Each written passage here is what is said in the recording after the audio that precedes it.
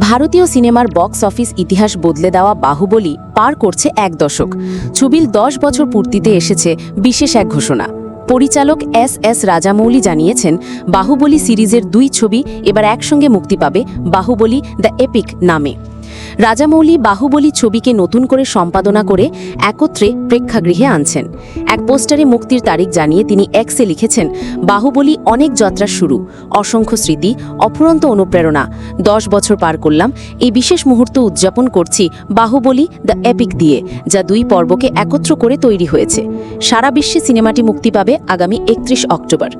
ভারতীয় সংবাদ মাধ্যম হিন্দুস্তান টাইমস জানিয়েছে, এই নতুন ভার্জনে বাহুবলী দ্য বিগিনিং 2015 ও বাহুবলী দ্য কনক্লুশন 2017 2 ছবির গল্প একত্র করে বলা হবে। ছবিটি মুক্তি পাবে তেলেগু, তামিল, মালায়ালাম ও হিন্দি ভাষায়। অনেকে কন্নড়ে মুক্তি না পাওয়ায় বিস্ময় প্রকাশ করেছেন। স্যাকনিলকের তথ্যমতে বাহুবলীর প্রথম ছবিটি আয় করেছিল প্রায় 650 কোটি রুপি, আর দ্বিতীয় পর্ব আয় করে 1888 কোটি রুপির বেশি, যা ভারতীয় সিনেমার ইতিহাসে তৃতীয় সর্বোচ্চ আয়ের ছবির জায়গা করে নেয়। সিনেমার বিভিন্ন চরিত্রে অভিনয় করেছেন প্রভাস, আনুষ্কা শেট্টি, রানা দাগ্গুবতী ও তামান্না ভাটিয়া।